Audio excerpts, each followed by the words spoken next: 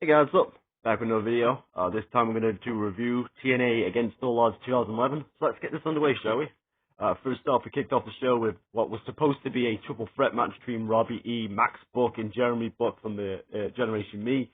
But unfortunately, Generation Me were not available for the show because of travel issues. So Robbie E became number one contender via count out. And then he went up the ramp, and Kazarian, the X-Division champion, came out. And he challenged, basically the match was announced for the X-Division Championship right there and then for the X-Division Championship. So that's how we kicked off the night with the X-Division Championship on the line. Kazarian defending the X-Division Championship against Robbie E. So let's kick off. Let's do this, shall we? So Kazarian versus Robbie for the X-Division Championship. It was a fun opener. Got to the point, didn't outstay its welcome, and Kazarian got the job done, beating Robbie E. Just turned babyface Kazarian as well. So yeah, he won this match and retained the X-Division Championship, and it was pretty good stuff. It was a fun opener. It was all right. Then next match we had the Immortals Gunnar Murphy and Rob Terry taking on the team of Beer Money, which is Robert Roode and James Storm, and Scott Steiner. This was Scott Steiner's return match from after being gone for about a year or so, and Beer Money were just turned babyface after Fortune turned on Immortal. So the outcome was pretty obvious here, but it was pretty cool. A bit another fun match here, where Scott Steiner gets to throw dudes and be awesome. And he won with a Frankensteiner, which was pretty cool. And also, it's always a one thumb up when I get to hear the famous Beer Money suplex catchphrase. Beer Money! That kind of thing. That was pretty fun. So yeah, pretty cool stuff, and a good win for Beer Money and Scott Steiner. Pretty cool stuff. Awesome. Next match, we had the Pope D'Angelo De Niro taking on Samoa Joe. This is the feud that had Samoa Joe hire a cameraman who ended up being the great Okada, the Kazuchika Okada. I can never pronounce that name right. From New Japan, he called Okado on this one, and this match was what it was. I didn't really like it too much. I wasn't really into the feud. I thought it was pretty silly. The whole camera, following Pope around, and that makes Pope the bad guy, and blah blah blah. It was kind of a nothing feud between Samoa Joe and Pope, which is a shame because what Pope was doing the year previous, where he won the 8-card stud tournament to become the number one contender for the Impact World Title going into Lockdown 2010. So pretty average stuff here by the Pope and Samoa Joe, and it was basically just a match to set up another match for later down the line, as Pope would tap out very quickly to Samoa Joe, and then he would attack Samoa Joe after the match and bloody Samoa Joe. So that would lead to another match down the line. So pretty disappointing. And that's not the only. That's it for this match. This match. Jesus Christ. Get your act together, Nathan. Bloody hell. Sorry, guys. The next match on the card, we had Madison Rayne defending the Knockout Championship in a last knockout standing match against Mickie James. This was okay. The match was built around Mickie James trying to take the loaded glove off of Madison Rayne's hand that Madison Rayne had been knocking her out with in the previous weeks on Impact, and she succeeded at the end. But then Tara came out and Mickie decked her with the loaded glove. But then she turned around and got hit herself with brass knuckles from Madison Rayne, who got brass knuckles out of her boot. And it was okay. It was an okay last woman standing match. It did its job. There was a bit of a botch towards the end, a bit of a mistake where Madison Rayne went to pin Mickie James, and then realised she had to stand up for the 10 count. So that was pretty. She forgot. It's an easy mistake to make, but it did kind of spoil the finish because she went for the pin, and it's just instant, I guess, instant. But it was okay, and of course this led to the lockdown match between Mickie James and Madison Rayne, which felt like this show a little bit. This show felt like a little bit of a build up to Lockdown, where Match Cheese would build. There would be a match to build to the Lockdown match, but yeah, it was okay. Anyway, next thing we have we have a segment. We have Hernandez and Matt Morgan had a segment. Matt Morgan was angry that Hernandez cost him the World Championship on Impact. Hernandez came back from Mexico. He kind of joined Immortal, but not really. And then in this promo here, he kind of teased that he was going to form a faction called Mexico, which would later become Mexican America. So, and then he laid out Matt Morgan with the attitude adjustments, John Cena's finishing move. So yeah, that was okay. He got 2 points across that Matt Hernandez is back as a heel.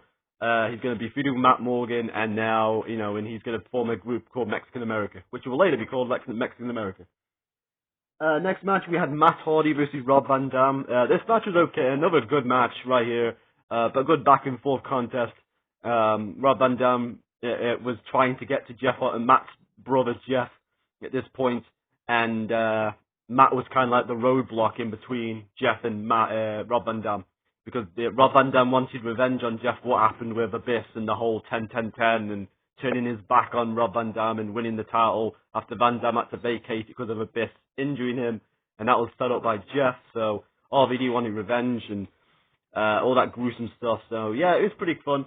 It was a good match, but it did kind of depress me a little bit because it was kind of like, wait, Rob Van Dam and Jeff Hardy never really got their big payoff for this multi-month feud. I think they did it on Impact, like 4 days after this, with Anderson as the ref, if I'm not mistaken. So yeah, a good match between Rob Van Dam and Matt Hardy. It was okay, and yeah. Next match. Then we had the next match. We had the street fight. We had Bully Ray taking on Devon. My match of the night. The physicality was unbelievable in this match. I really liked it. The ending, I didn't like the end, the actual ending thing. It was kind of a bit of a head scratcher with Devon's sons getting involved and Bully actually pinning the son, one of Devon's sons, rather than actual Devon himself. But I think the post match really made up for it, where Bubba powerbombed Devon's son through a table while Devon was forced to watch handcuffed. Really, really good stuff right there. I really liked that stuff. Really liked it. My only big criticism when it comes to that whole beatdown was it never really got a conclusion. Like after this match, after this pay-per-view, on the next pay-per-view, Victory Road 2011, which will probably be one of my upcoming reviews in the next coming weeks or so.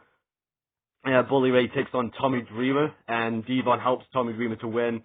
And that's kind of it for Devon and Bully Ray's feud. And I feel like the Jeff Hardy incident at Victory Road 2011 had something to do with the fact that Bully and Devon went their separate ways after Victory Road 2011. But I would have liked to see Bully Ray and Devon, their feud to end at Lockdown 2011. But it never did. It never happened. But it's just one of those what-if scenarios that I like to think about.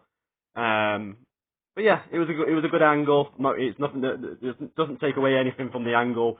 Really effective, and I really wanted to see Devon kick Bully Ray's ass after he powerbombed his son through a table. So pretty cool stuff, and Devon sold it like a motherfucker. Great stuff. Then the next match, we had Kurt Angle taking on Jeff Jarrett, with the stipulation being if Jeff Jarrett wins, Kurt Angle would have to walk Karen Jarrett down the aisle for the wedding renewal of Jeff and Karen, and if Kurt Angle wins, then he gets sole custody of his 2 kids with Karen that he had with Karen. Not a Karen Jarrett, the original Karen. God almighty, that voice. Oh Jesus Christ. I heard it in the fucking video packages. That was enough. Kurt freaking Angle, stop! Oh, jeez.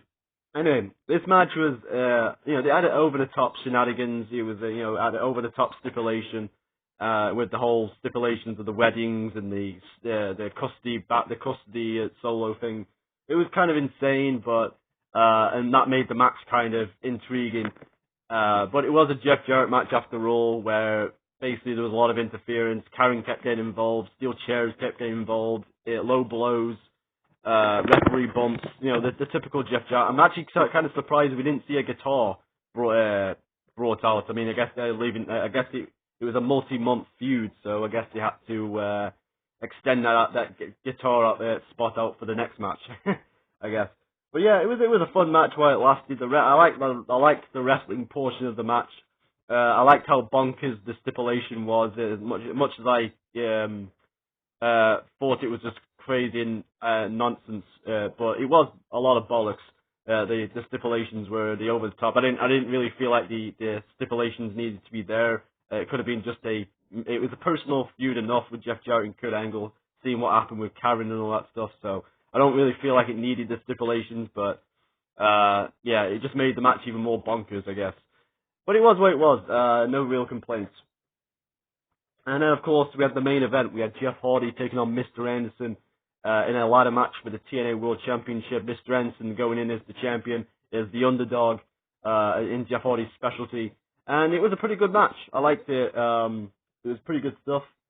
And it was not the most memorable ladder match of all time. I sometimes do forget that these two had a ladder match on this night.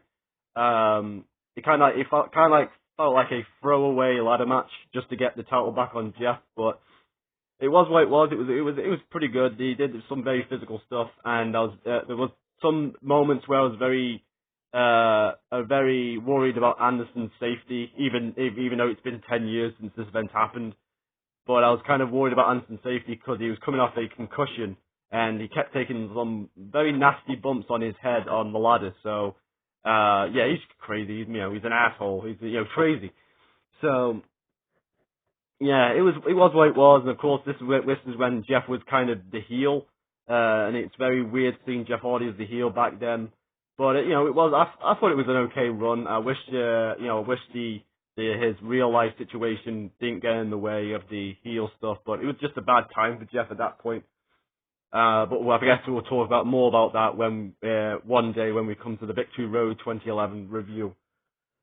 Which I'm very looking forward to watching. That's not a teaser or anything. I'm just saying it's going to be very intrigued to go back and watch that at some point. So yeah. Yeah, the match itself, I like the match, the ladder match, of course, but the finish kind of, I understand what they were trying to go for. I liked the finish, even though it was a bit botched, where Anderson went for the mic check off the ladder, and Jeff kind of was supposed to grab the titles and pull it down with him as they were both falling down, but they Jeff let go of the belts or slept or something, and took a nasty bump to the floor, to the ring floor, to the mat basically, and and then he had to basically scuffle his way back up and kind of get the belts. It was kind of a botched finish a little bit, if you want to say that, but it was okay. And Jeff Hardy wins the title back, and so on and so on. And then this leads to Anderson becoming more obsessed about getting his rematch. The whole, where's my rematch? He actually did a remix of that on Impact a couple weeks after this, where it's like, Anderson's, this is the portion of the program where Mr. Anderson goes, where's my rematch? That stuff, but that's another story for another time, as I keep saying. Against the Odds, really, it was a good show, for the most part. This is I think this is the 7th or 8th time I've had to record this. Well, let's say about that the better.